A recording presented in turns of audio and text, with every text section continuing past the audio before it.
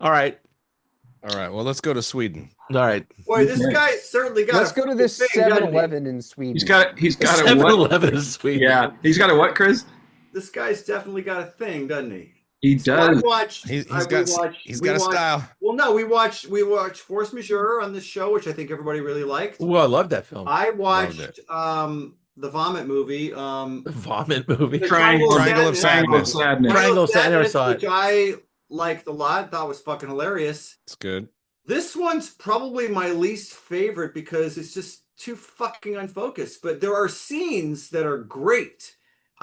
By the end of it, I was just like, I can't figure out what you're trying to tell me, bro. This is the most Swedish comedy ever made.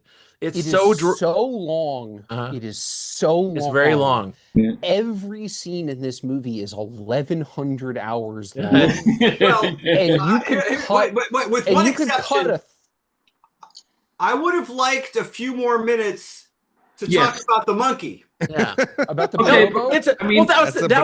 The monkey is basically introduced. That's typical of this movie, though. I love the fact that 1/3 of the film happens off camera. Dude, those guys behind Scott, fucking amazing. They're the biggest dickheads who caused all the problems in the entire movie. There are so many things in this movie that are like, oh man, you just completely nailed that. Like, this is that's hilarious. Jesus Christ! The guy with the floor cleaner. Yeah. Or how about the first time they show that, someone just peeks in, and then walks out. It's like nope. And then the second time, one person actually comes in, takes their phone out, and she goes, "No photography." Yeah, I know. And then he walks out. Oh no, this film is roasting. And then the guy is like vacuuming it up and actually takes some of it away. But to Tad's point, this film is fucking brilliant, dude. We found some gravel in the vacuum cleaner. What are we gonna do? No, that scene is exactly as long as it should. Tad's point, this fucking scene goes on 3 times longer than it should. Oh shit! Because ironically, Chris, that's the only scene that I think is the right length. Yeah, agree. It is too. We just crossed over into. There's no scenario where this would not have gotten fucking shut down in the first 2.5 minutes, but this scene goes on for 10. Also, he's been murdered at the end of it. At the end of this, when everybody jumps on him and says, kill him, then it cuts to a different scene. Like, this is also typical of this movie. It cuts to something completely unrelated, and there's never another mention of this. This is so much bigger than whatever that fucking YouTube video was that they put up. Yeah. That man is in terms of what. Don't forget, a lot of stuff. There's definitely something going on. When they talk about art installations in this film, a lot of this stuff is just comedy blackouts. And that's one of them. Mm-hmm. You know, it's like, it's like how absurd all this stuff is. How like little piles of gravel. Yeah, it's just that this movie is skewering so many different facets. It is. I spent a year at an art college, Academy of Art, San Francisco Art Academy. Sure. And that was the height of the performance art era. So that long bit with the guy pretending to be a monkey. Also, question 1, was that one unbroken take? I meant to go back and check. There's some cuts, okay, but they're long cuts, right? It's probably maybe like 3 cuts. Either way, but thing is, best performance art pretending to be a monkey ever. That was really, really good. Performance art, but the performance art back in the 80s, early 80s, and that. Apes. What? The actor is from Planet of the Apes, and he was cast because the director. That makes sense. Because the director went and looked up actors pretending to be monkeys on YouTube and watched 300 videos and picked his favorite. Oh, he was like, he was good, man. That guy was amazing. American. He's American. They had to fly him over. But also, I think it's based on a real. Rocket and Kingdom of the Planet of the Apes. Rocket and Planet of the Apes. Kong Skull Island. And that was Rocket. That's Rocket. Oh, that makes total fucking sense. And does he play? He's in Kong too. He plays a Cull Obsidian and Onset Groot and Marvel Avengers. But I think I read a lot of these movies. A lot of these art exhibitions in this movie are actually based on real ones. By the way, that's the thing. This is based on a real guy who's also named Oleg, who started an art collective. He's Russian He started an art collective called Interpol, and is famous for an event in Switzerland he played a dog, or in Sweden where he That's played a dog. He played a dog, and he bit someone. People. Yeah. But also, that's this what is it was. typical of like how. So it's not a monkey, but yes, But it's all typical of how performance art staged. At least back when I was in art school, and even now, it goes to the point to make people uncomfortable. Then it goes at least 2 times further. Yeah. Well, and I also read. No, I'm not. That's not. I also read for that's that not even scene, a joke. You have to get to the point where the audience is in open rebellion to make your artistic point. I also read that actor, the Planet of the Apes actor, some of the people in the audience there were not. First of all, they're not actors. Most of them are actually. Most of them were actually the elite art collectors in Sweden. Those are real patrons. Yeah, real patrons, and they were having a great time. They loved it, but they didn't know what he was going to do, and a lot of it was improv for for the whole thing. And so a lot of those reactions from those people are absolutely real. They're terrified. Yeah. They're like, that's one of the things that's so great about it. I like how Dominic West is just like, I'm fucking done. I'm fucking done. I'm out. Yeah. Like, he just, as great as his performance is, it's so cool to watch the audience members who are just staring at their plates. But that's but that's Sweden. But that would be me like a motherfucker, John. Please don't look at me. But the thing with Dominic West, with the guy with Tourette's. In the audience, God, that was so good. That is the most Swedish thing ever, because it's like he's so acting. He can't. He can't help himself. Carry on. And people say, "Don't be mad at this man. He has a problem." And then and he just makes things worse and worse. And Dominic West is like, all opinions are valid here. I know. And the whole thing just spins completely out of control. It's amazing. And I swear, Dominic West is wearing pajamas with a fucking sport coat over it. He absolutely is. So I was locked in on that during that scene. I couldn't even pay attention to what was happening because he was wearing pajamas. It's full on pajamas with a sport coat over it. That's and right. Fucking Vans, dude. It's pajamas. It's pajamas, and the top button's unbuttoned, and for some reason the bottom button's unbuttoned. And I'm just like, what the fuck are you doing? It's amazing. It's amazing. He's being a fucking day player. That was his scene. He got third billing for it. Describing works in itself. Yes. Like, we haven't even talked about the where's my $5 kid from fucking great. No shit. Amazing performance. The kid for the every scene this movie works. No, it's a teacher's lounge kid, right? It does not fucking connect. Chris, it's a different plot. It's a different plot. It cannot be an accident that every story thread and every scene in this ends without any resolution. It's an intentional thing that he's doing in this movie because it's too blatant. It's everything. Everything. Why was there a monkey? Why was there an actual fucking monkey? Why are we not talking about the fucking monkey? Why are we not but then she ran away with the condom, Jim, all evil. I know. And why they're having a conversation? No, that's hilarious, and that's maybe the best acting I've ever seen Elizabeth Moss do. That's a great scene. There's also the scene when she turns around with the fucking. She's got the garbage can. And she's like, and she looks at him. I know. Right, that was great. She's just like glances off down the hallway. Like she gives him the most evil look, like haha, like I'm gonna get myself pregnant. All that. Exactly. I've only ever seen this fucking guy play bad guys in things like the Dracula TV show. He's the bad guy in The Northman. Like, always bad guys. Bad Sisters, you wanted to murder himself. Bad Sisters, which I know you're like the only other person that watched that show. Fucking great show. The guy that plays Christian? He's really good at this. He's really good. Yeah. He's really good. Total piece of shit. So he's a bad guy in this too. But he's a bad guy. But he is a bad guy, but he's also a fucking real guy. He's a regular person trying to like. He's definitely redeemable. Like, he's sympathetic. Maybe. Sure. He tries to fix things at the end. He tries hard to fix things at the end. That awful bit where he gets on. Okay. Another thing that's not resolved. Help me! Help me!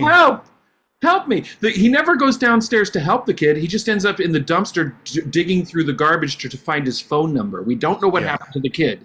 All I know is they took the kid from teacher's lounge, put him on a chair, got him out of school, and brought him into this goddamn movie. And he was same goddamn kid, basically. So good in this, but also I was like, I will make chaos. I wanted him to die immediately. I was like, kill this fucking kid. Like, that's how fucking annoying he was. Pretty much. Jared, he might be dead. Where's my $5? Yeah, $2. They took the wrong lesson. They took the wrong lesson from Cachet, as far as that kid and the relationship that he has with Christian. Like, what he needed to be was more menacing, and in this he's just annoying. Like, he's annoying. He's just an annoying presence. But it is a good performance. Well, yeah, it is. I guarantee you that the director was like, be annoying.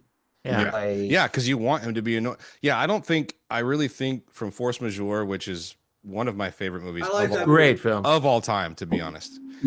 And I mean that. And I don't say that often. Triangle of Sadness. I laughed my ass off at that thing. I still think this is more like Triangle in that it's a little diffuse. It's kind of all over the place. But I do think that this guy really has a style and a tone and knows what he's doing and is not doing anything by mistake. And it's just whether it works for you or not. Exactly how to skewer these kinds of motherfuckers. To use what Tad said in the previous episode, Force Majeure is an arrow. It's the avalanche triggers the events. Everything and everything and this does meander because of that avalanche. And this does not do that. This film has a lot of social commentary too. That this scene, that's the whole thing. The thing is, the press conference where he says he's going to resign. Yeah, I swear to God, it was a Maoist self-confession. Oh yeah, because he can't win nor lose. No, he can't. They're like, when he's like, I'm resigning, they're like, well, what about the people are standing up? People are standing up. You're not standing up for freedom of speech. Press was they're like, you're a bitch because you're being a bitch, dude. I know. It's like, what do you want me to do? I know. He was really trapped, wasn't he? He's so trapped. You're damned if you do, you're damned if you don't. I've ever seen in I wanted him to point that out. I wanted him to just say, what do you want me to do? Look at what she said and look at what you're saying. What do you want? Nobody's gonna come out of the goddamn comment thread on Blue Sky. I don't know if this is a thing about the Swedish press that we just don't know because we're stupid Americans or what. But like, no American press conference would ever go that direction. No, they wouldn't. Like, no American. Well, they press wouldn't let conference, them here. The press does not express they their wouldn't, opinions. But no one in the press here would ever stand up and say, "Why aren't you for freedom of speech?" Because we don't do that. Yeah, because we're Is that a movie or is that Sweden? Except for Steve Buscemi. That's the thing. That's why it felt so weird. Definitely. This felt like it felt like it was a different movie. It was like a Maoist self-confession session. It's like they were trying to make him like confess to his sins. It made no sense. Oh, he was confessing to his sins, and they were like, "Well, we don't like that either." Yeah, exactly. Yeah, pretty much. Speaking of confessions, that's what I was starting to say before, and I got sidetracked. Where he gets on the phone with the kid saying, "Hey, you were right, I was wrong." His confession. I like that. I thought that I liked it too, but then he started going off and saying, "I'm sure we have a lot of misunderstandings." Yeah, exactly. It's exactly in line with everything else. His own bullshit. He won't let it. Exactly. He goes from a personal statement to the kid about confessing, I'm sorry, to like, and then he goes into this thing about but it could be our differences in class and and like, stop, dude, just hang I was born in a log cabin. Right, but you know what, John? That's like the whole movie. See, it's so perfect because I agree with you 100%. I'm like, you should stop right now. Stop right now, dude. That's the film. But then he keeps going, and you're like, now you ruined it. You fucking ruined it, dude. I never thought he wasn't going to keep going. But Chris has pointed out the most pointless thing in this movie is that 90 goddamn minutes into this movie, they introduce the fact that he has 2 kids. Yeah. And those kids are absolutely useless plot devices. Correct. Well, they're just kind of awful. Right when you meet them, they're like awful people. Right. Well, but then you're like, when he takes them to the exhibit, they're like normal, and they are little kids, so you have to cut them some slack. Thank you. You're one of the kids here. Yeah, so. but they're as far as the movie goes, as far as the plot of the movie and the story of the movie goes, they are worthless. All I do is I disagree. I disagree because when he takes them through the art exhibit, then you kind of understand why they're there because he's explaining conceptual art and also to the audience. And when he takes them through that thing, put your wallet and your phone on the floor. Maybe it'll be there when you get back. That's the whole idea of what they're trying to do. I mean, that's the thing. I think it's trying to say you could do this that. Conceptual art has some merit, and here it is. But you could do that with his. You could do that with his assistant. No, but it also makes him. But I think it makes his character more. So he wants to. I think it makes his character more complex, a little more sympathetic. Yeah. I was surprised that this. Well, because we're supposed to sort of think that he's like maybe, I mean, not necessarily a playboy, but somebody who is sort of in that world when he's before. And the reality is that he's really not. Yeah. He's a father, but he does have. No, he is a. But he's a sought after. He's kind of a handsome, gregarious, like. He can get laid. Yeah. This guy can get laid if he wants to, but he's also got this other side of him. But there's also his kids are the products of divorce. They're gonna like behind that picture of Chris, they're gonna just drill holes into his head the entire film because we don't know the resentments that and everything kids of divorce have. Everything they see from his life. Yeah. They're like sponges. As a father, I'm like, don't let them see that. I had no idea. I had no idea that in Sweden they were devoted to American style cheerleading too. That blew my mind. What movie are we in? This is weird. What country are we in? America pervades the entire world. Yes, it does. That's a very specific and strange way to do it. There's probably an American style football team that goes with those cheerleaders. Oh yeah, there are several American football leagues in Britain, so probably like Sweden does the same thing. Not in Sweden, but in Germany. They have American football. Yeah. Not right now, but they did at one point. I have a Berlin Thunder jersey at home. Yeah. And also, I like the 7-Eleven they have in Sweden. You can get some nice food there. It looks pretty wholesome, Yeah. But, okay, so they put the onions on the chipana. And they'll hold a package for you and call you. I have my own. I so related to that scene. Yeah. The 7-Eleven scene? Yes, because I was in San Luis Obispo once, and there was a man on a bench. And he had a sign that said "hungry." He was a homeless man. Oh, you offered him food and he wanted something else. That's right. I was actually there was a theater around the corner, and I was going to go see a film because I was waiting for my friend who was going to work. Exactly where you are. Yes. So and there was a Habit Burger was the closest thing. It was right on the corner. Right. And so I was like, and I knew when my showtime was, but I had about a half an hour. Like I was like. And I saw this guy and I said, well, I have enough time to go buy him a meal and then give it to him and then still run around the corner to see them film. Good for you. So I did that. And then, but then oddly, the burger place was really, really busy. And I started being like, oh shit, I'm not going to fucking make it. And it was totally like this movie. And I was like, fuck, I'm not going to make it. I'm not going to make it. And then finally my order comes up and I grab it and I run out to the guy and I go, here you go. And he goes, man, I don't want that fucking garbage shit. Whoa! Like he wanted to fight me. No. And I was like, and I'm like, I'm sorry, man. I just thought you would want. Well, it said you're hungry. Your sign said hungry on it. Fucking that's trash.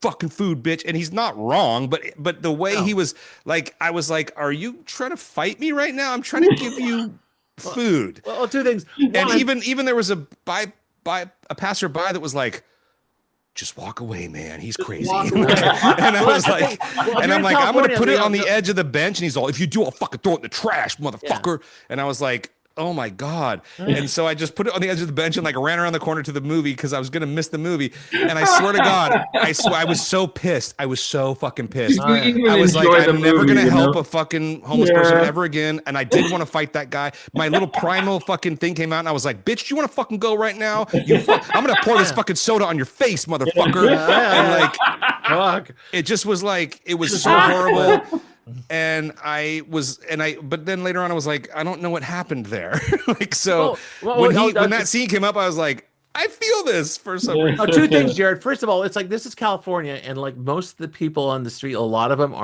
have mentally ill because of what Reagan did. This guy's definitely mentally ill. These guys are all out, they're medicating themselves right on the street. It's what happens. The second thing is like, one of the things this film talks about, and I don't think we really understand, is that the homeless issue is also a racial issue. It's like a lot of these guys, you can tell by looking at them, they're Romani or they're Middle Eastern. Yeah. And there's a lot. And this guy was black, by the way. There's a lot that's going on in the film, and that's why those PR people were like, we're gonna get a little blonde girl. Yes, that's exactly right. Which and then it does come up, and then it does come up at they did not. It does come up in the press conference. Yeah, where they're like, why did you? Jim did. a blonde girl when homeless people aren't usually blonde. Our problems with beggars, which is it's so weird that they use the term beggars. Oh, it's like biblical. Right. No, it's like Dickensian or Dickensian. Yeah, exactly. But like when they have one of my favorite parts of the movie is when they cut to the PR guys who they hired. Oh, I love those. Where they're just partying on the phone and they're like, yeah, like we've gone viral. We've gone viral. Yeah, they're like they don't give a fuck about. No, they don't give a shit about anything. They just care about, do we have hits, dude? And also, they put a statement out saying, "Oh, we're not there. The museum is not being held responsible. This was us being experimental." It's like, fuck you. You know, it's like. I think my favorite character in the entire movie is actually the woman who the dark-haired woman who is in the room for all. Yeah, she's like an administrator. Yeah. She's so interesting, and it's like, God, I wish this movie was about you. Like, wait, there's two dark-haired women. Are you talking about like the one with the fish eyes? Like no, not the other one. Not the one who gets pulled out to drive the car to 7-Eleven. The one who's mostly logging, probably like the tall, cute one. Yeah. Like, she's fascinating, and it's like there's the scene where they're all looking at the YouTube comments. And she's mostly just kind of sitting there and taking in what everyone else is doing. Yeah. And it's like, oh, you're interesting. Like, fuck Christian. Fuck Anna. Like I thought the guy with the baby was very interesting with the white beard. He's an agent, so it's like, what the fuck? He's interesting guy, dude. Like, why is he 80 with a newborn? Baby, this film happens off screen. Yeah. The whole idea about an 80-year-old guy having a baby is one of the funnier things. The girl with the gorilla. It's like, or the monkey. It's like, you know, there's a great scene in the middle of the film where Elizabeth Moss is talking to Christian. And there's this big gallery after they have sex. No, there's this big display of stacked tables. And it keeps making noises the entire time, and so you're totally on edge watching the whole thing. And she's confronting them about their sexual. It is the scene after they have sex. And the thing goes creak, move. Yeah, and she has to stop every so often because it gets so loud. So loud. I mean, that's another great scene. That it's like a blackout. And then the guard is also listening in on it. Yeah. Right there, but that's exactly. See, this movie is so smart because it skewers modern art, and so that piece is literally a stack of chairs with a sound effect of them all falling, but they never do. Right. That's the piece. That's the fucking piece. The piece is you see them about ready to fall, but the whole time you're hearing them fall. That's right. That's the piece. That's wow. The entire time. Yeah, it's wobbling the whole time. But exactly right. Like, it's used to the best effect because she's confronting him about. I know. It's good. And that's a hell of a scene too. That's a hell of a scene. Just what she says to him is so confrontational, and she's like, "Just say it. I was confrontational, but super confrontational. We had sex. And then we had sex. What's my name? He turns it. He can't remember her name. He turns it at the end and says, "Why can't you just admit you're attracted to me because of power?" And you gotta get this like heat between them where it's like if that scene gone on another 3 minutes, they would have been in a bathroom somewhere. I mean, it's kind of true. I love the scene where she calls him at the end of the movie. And Bonobo's sitting off on the corner with her lipstick. They're just putting it all over his nose. He's like putting it all over himself. Yeah. In case you forgot, there's an unexplained chimpanzee in this movie. Yeah, I know. That's good stuff. Bonobo. Yeah. Bonobo. Whatever. It all worked. All right. Like I said, our closest. We're listening. Like, that scene was great. That scene was great. Why am I even lukewarm? Well, I'm not lukewarm. I'm going to give it a thumbs up. But none of this shit connects. No, it doesn't. You're not wrong, Chris. Exactly, Jim. Listen, Chris. All the experiences in your life, do they all connect? It's about you. I don't know. It's your life. Okay, it's about Christian. Chris, I'm going to define this film in a way that will make it. They'll make you like it. Chris, this is an art film version of the Kentucky Fried Movie. It's just blackouts with a connecting line in the middle of it. I don't think I don't know what the fuck Scott's talking about. Oh, shame on you! I don't think the movie is all does a blackout. good It's all enough sketches. job. It's blackouts. It's all it is. It's I all don't film. think I agree. It's all sketches. I don't think the movie does a good enough job of making it about Christian for me to say that I think it's effective at what it's doing. I mean, I'm not going to argue with that, man. This film mostly pissed me off. My primary, besides which I think is the part fact of what he wants to do a little bit. Besides the fact that I think it is entirely too long, It's and too it long. is entirely too long. I think Just that the right length. shut up. I think that this movie is Sorry. fails at its primary task, which is being a satire of this sort of upper class world, because it never makes you care about anyone. It doesn't commit. But that's the blackout sketch thing. You go on to the next thing, go on to the next thing. Nothing. I don't know if I agree with that. It's all point. sensation. It's nothing. No connection. I take your point. I just don't know if I agree. Dunks in the same motherfuckers, but I cared more. What dunks on the same people? I actually, it's a triangle movie. I think that I don't know. I think if you care about them too much, can you actually dunk this hard? Yes. Yes. I think you point. can dunk harder on people when you care about them. Well, but you have a different outcome. See, I think part of the point of this movie is to say how shallow all of this shit actually is. It is. That's absolutely true. I don't think it does a particularly good job of that. It also that's my problem. Part of the film is talking about. I think it's really smart. It's about talking about permissive. I think it's smart. I think it's smart. I think it might actually be. I think it might actually be too smart. Actually, I have a specific question for Tad. We watched 22 July last week, right? How would the bad guy in that film react to the what happened in this film?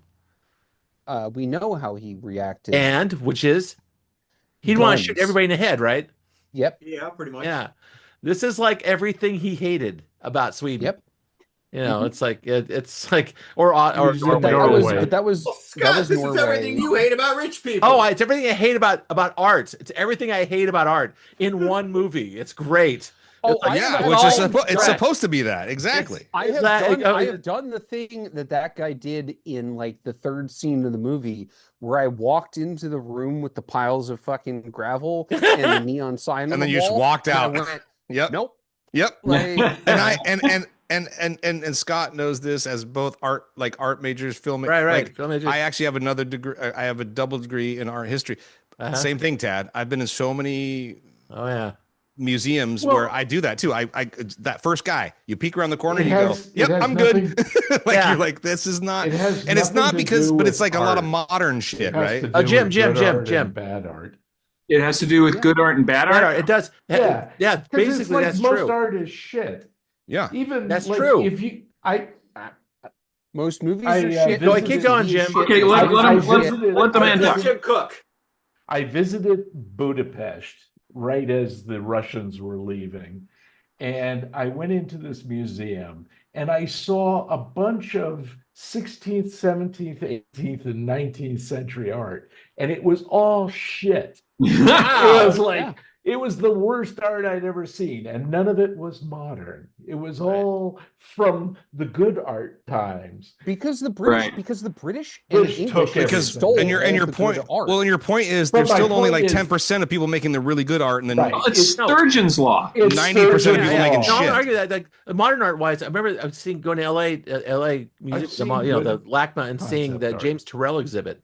That exhibit changed my life. Dude, you and I, here's another amazing parallel, Scott, because James Turrell, that was a fucking fundamental thing for me to go see a James Turrell exhibit in Seattle one time. Yeah. It changed everything about my life. But the thing is, it was surrounded what's his medium? But James Turrell. He does it's a very rarefied thing. Yeah. But the thing is, it was surrounded by rooms and rooms of bullshit and nonsense art, like strings and balls of twine and piles of gravel and crap like that. Right. No, what's James's medium? Art is effort. Art is effort. Art is effort. I agree with that. James Turrell creates these environments. Oh, let me tell you in one little anecdote what a James Turrell exhibit is like. So Sheila and I read a review and said, that sounds interesting. We went to see James Turrell exhibit in Seattle. We went into a room and we saw, in an all-white kind of gallery space, we saw a big glowing rectangle on the wall. Oh, yeah. I've been to this one. With a docent, like a museum docent standing nearby. Uh-huh. And there's a flight of stairs. This sounds just like this film so far. Going up to the glowing rectangle. It's kind of like movie dimensions, aspect ratio. And going up to the rectangle is a flight of stairs, and the docent's at the top, standing on one side. And we're looking up at the glowing rectangle, and we're looking, and he goes, "Do you want to go inside?" It was a room. Yeah. I thought it was a flat panel. I saw the same thing in Los Angeles. Exact same thing. His work is like that. It plays with space and light and perception, color and reception. And there was another thing in the exhibit where we had to sit down on a bench and wait for our eyes to adjust for 20 minutes. Oh, yeah. And we stood there staring at some shit, trying to figure out, are those two walls that are meeting? Is that a hole, or is that another wall? I mean, let's not go deep in there. That's modern art is effort. You can cut all this out, but yeah, well, no, that of course. A lot of the stuff they're talking about in this movie is like non-effort. That reminds me of. I mean, I saw one thing similar that I thought was kind of cool, and it was actually at Sonoma State when they had an effort to stack all the gravel. So but that was one of the most pieces of art in the whole movie. But there was with the sound effects. But they pay people to do that, which you see at the beginning of the film. Where the workers are the ones that are doing. Yeah, they're actually doing all the goddamn work. That's actually, Tad. I'm glad you pointed that out. Because it's fucking construction. Right. Basically, it's basically construction, yes. Well, no, because, fucking Rembrandt and Ruben and those guys all had students, and they said, that's true. You're a really good student. You're going to do the hands. But the rest of you, you're like, Hey, fucking Charles Schultz had people doing his cartoons the last 10 years of his life. You're not sitting in a camera obscura for 18 hours a day, fucking painting how the Netherlands looks through a window. Right. But I did see someone else to do the art for you. So I just want to mention one thing, because people have talked about their art experiences. I was at SF MoMA a number of years ago with my ex and my best friend. My best friend is an artist. He went to Academy of Art. He actually was a professor at Academy of Art for a period of time. And we went to SF MoMA, and they had an amazing exhibit of photography from the 1940s to the early 2000s of luchadors in Mexico. I saw that exhibit. Yeah. It was amazing. Like, it was very good. It was all of these photos of these men of various ages in their masks, out in public, in wrestling rings, like all of this stuff. And it was so good. And so we go through that part of the museum. Very like textural, those photos. Yeah, they were. Yeah. And they were huge too. Yeah. Like it sounds like Avedon's The American West series a little bit. Yeah, they were like 16 feet tall and shit like that. Like, it was amazing. Yeah. And we go through that exhibit, and then we go out into the rest of it, and it's like, oh, there's some good stuff here, and there's some, stuff here, and blah, blah, blah. And we're in the elevator going to the roof, because, there's that, you can go to the cafe. Yeah. And you can go sit out on the roof. This is the old one, by the way. They've remodeled it, and it's different now. But unfortunately. Yeah. And when we get to the top floor, my friend and I have been talking, and I'm like, I just can't walk into another room and see another fucking painting on the wall that is just one color and nothing else. And my ex is walking in front of me, and she turns around on a dime and walks back and goes, "Don't go in there. Don't go in there." And I was like, well, now I have to know. And I walk into the room directly across from the elevator, and there is a fucking 14-foot long by 4-foot high pink rectangle on the wall. And I was just like, I can't fucking do this anymore. This is bullshit. Damn it! They can't all be Rothko, you know. No, they can't. Or even Clifford Still. He's not that good. They do still have one of the only plays I've ever seen on Broadway, actual Broadway, was in 1999, 98 or 99. Gloom and I were in New York because he used to go out there a lot for Gap. And there's this play called Art with Alan Alda, Alfred Molina, and one of the guys who's also in Titanic. And it's all about it's just basically these three guys in a nice apartment in Manhattan. And Alan Alda Alfred Molina comes home with a blank canvas that he paid $4 million for. Nice. I've seen this play. I saw it in Santa So I saw the Broadway one, and I kept thinking about that watching this. Like, this movie is also on top of the 12 million other things it's trying to do, it is also with shit like this trying to kick the snot out of art. Yep. That's right. Yeah, so I think is commendable, actually. Well, before I forget, real quick, I think it's the one thing it does really well. Actually, it does do it really well, and it captures the whole vibe of it. To John's point, we haven't even talked about the endless scene after scene where the square is a safe place where people can gather and have their hearts open. Scene after scene of, I don't even want to look at that fucking guy over there in the corner. Because utopia doesn't exist and it's fucking futile to try and get there. All right, stop right there. Do you want to save a human life? Not connect. Yeah, do you want to save a human life? Do you want to save a human life? Do you want to save a human life? Do you want to save just like do you want to blow up a homeless? Just like that James guy. One of the best pieces I saw was it's like a chair. There's just like a chair. Right. Just there. And you're like, okay, it's a chair. But if you get too close to it, it completely collapses. Like it just falls apart. Like if you're about to sit on it. Uh-huh.